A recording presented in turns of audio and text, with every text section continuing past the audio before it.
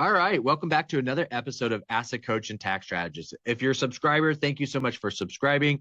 If you like our content, give us a thumbs up. If you have a comment, add that in the comment section down below. So today's episode, what we want to do is continue our conversation from the last episode where we were talking about is how is money really printed? So what we want to do is transition into this Warren Buffett conversation. And the reason being is that we're in this war with Iran and Trump saying it's going to be 4 to 5 weeks long, right? So that means it'll probably be 2 to 3 months, maybe even longer, right? We don't know the outcome just yet. As we all do, is we all, like Mike Tyson says, you can get into the ring and plan all you want until you get punched in the face, and then all bets are off. So now we planned, we're now in war, and all bets are off, right? We can't control the outcome. But here's the interesting thing aspect about this. What Warren Buffett said about wars, and there's some of an agreement with this. So here's what Warren Buffett said. If we went into some very major war, the value of money would go down. The last thing you'd want to do is hold money during war, meaning money sitting in cash. You're going to be a lot better off owning productive assets than pieces of paper. Okay, so let's read that again. If we went into some very major war, the value of money goes down. The last thing you'd want to do is hold money during a war. You're going to be a lot better off owning productive assets than pieces of paper.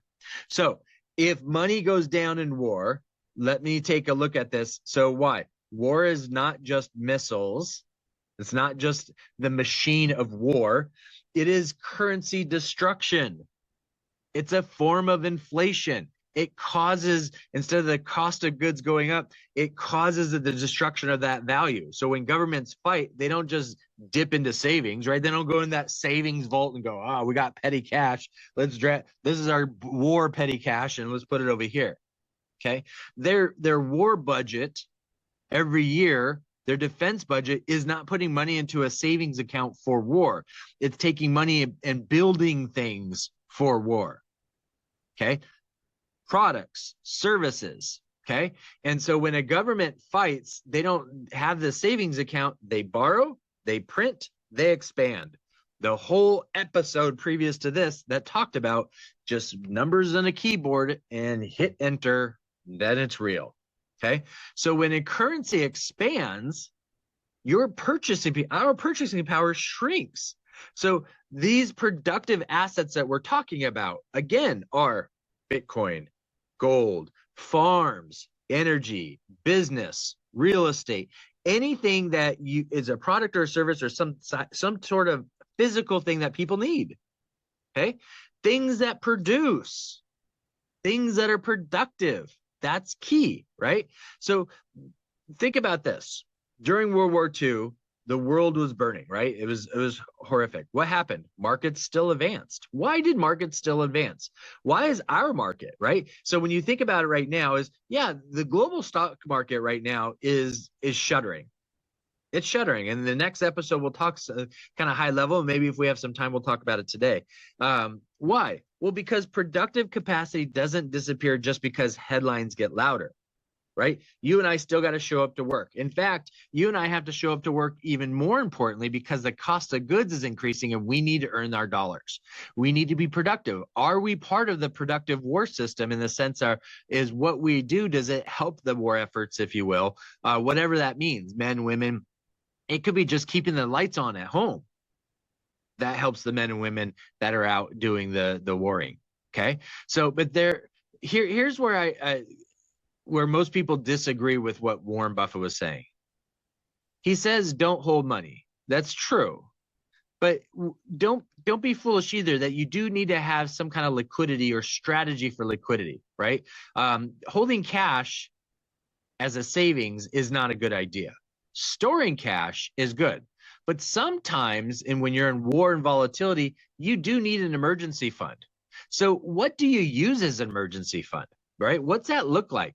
So all of our clients, all of our members are top 1%ers. Okay. We work with a ton of physicians, highly skilled professionals that are licensed. So we have attorneys that are CPAs, financial advisors that are clients of ours as well. Call them members. And so when we look at this, we look at emergency fund not necessarily as cash, because what do we talk about? Cash, the money system is a debt system. So for us, if you need money in emergency, you should not have cash sitting there earning 1%, 2%, or in a checking account earning 0%. Okay. What is an emergency? Something that happens that you weren't expecting, but you knew something would happen, and you don't know what that cost is. So what do? Do you put 3 months, 6 months of expenses, income into cash? I don't know. You put it in a money market. Where do you put it? You put it in liquidity pools within crypto? Where do I put it? Well, if the money system is a debt system, and I'm not giving you advice, I'm just giving you my opinion here. My opinion is, well, then use debt as your emergency fund. Have credit cards that don't have balances. Have a home equity line of credit. Have a personal have some kind of personal lines of credit that you have access to, where you're not, or it's not costing you anything because you're not using it. I mean, you're not paying interest on it, but it's also not costing you because it's sitting in cash, not earning anything, being productive. So doesn't it make more sense to take the cash you've earned already? You've paid taxes on it. There's a cost to it. It's based on current dollars today. And if you hold it in savings today, inflation makes that dollar deteriorated. So it makes sense to take that dollar that you've earned and put it into an asset that is producing and growing versus not. And if the entire system is a debt system, then doesn't it make sense that something doesn't happen a lot, or an emergency, to use debt for? And you get to control how you pay that off. Sure, there's going to be an interest cost when you do it, but if your assets are productive and you have some form of liquidity, which is what we do with our members, just not in cash, then we have access to the liquidity to pay off that debt, reduce that cost, but we had our emergency was taken care of. And we keep going and our assets are still productive. Okay. So it's not about speculation. It's not about panic. But it's somewhat of a strategic survival structure, right? When it comes to markets that seize up, or liquidity matters. When the stock market goes down, liquidity matters. Okay. And so all of your money is invested in something personal. If you're going to be forced to sell. Okay. So we have to have this structure to where we have forms of liquidity that are earning, but also these forms of access to capital for certain types of emergency. Okay. This is how the transfer of wealth occurs. If you're not prepared, then your wealth is getting transferred to somebody else. Okay. If you're prepared, somebody else's wealth is getting transferred to you. Which side of the coin do you want to be on? This is the reality. Does it sound harsh? Maybe, but that's the reality. No matter what it sounds like, that's what's happening. Which side do you want to be on? That's what matters. Where do you want to be at? Okay. So there is a balance though. And that's where a plan and structure, but we need to make sure we have what war creates is uncertainty, volatility, and opportunity. Okay. Of those three, we have a full control of being part of it, and that's the opportunity. Are we in a position to take advantage of opportunity? Okay. Again, transfer of wealth. If you're prepared, somebody else's wealth is transferring to you. If you're not prepared, your wealth is transferring to somebody who is prepared. Okay. Very, very important distinction and structure to understand. Don't be reckless. If you have debt, it needs to be good debt. If you have good debt, it has to be within a productive asset, which is what makes it good. But you don't want to necessarily be completely leveraged out to where, let's say like in COVID, when the government stupidly said, well, if you're renting, you don't have to pay rent. Well, BS. Somebody owns that. But if that were to occur and you own a house as an investment property and all of a sudden your renters decided not to pay rent because the government said you don't have to, and the law shifted the rules on you, but you still got to pay your debt, right? Yeah. Okay. Don't pay your mortgage and see what happens. Even though the government said don't pay your mortgage, don't pay your debt, see what would happen, right?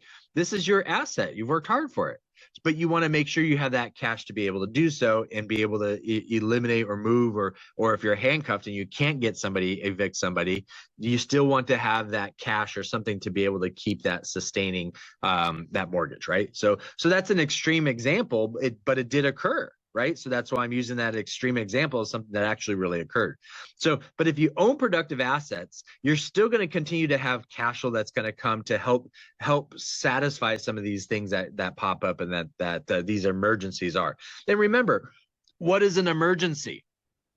There's a defined understanding of what an emergency is. That definition is you.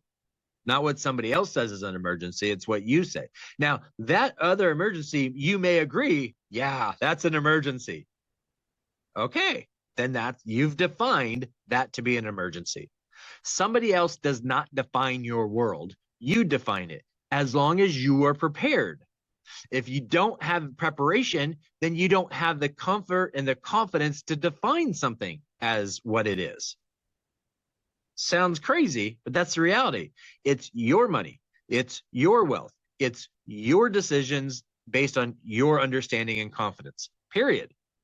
If you don't think that, then guess what? Your wealth is being transferred to those who do. The decision is yours. Thanks so much for being here. Make it a great day.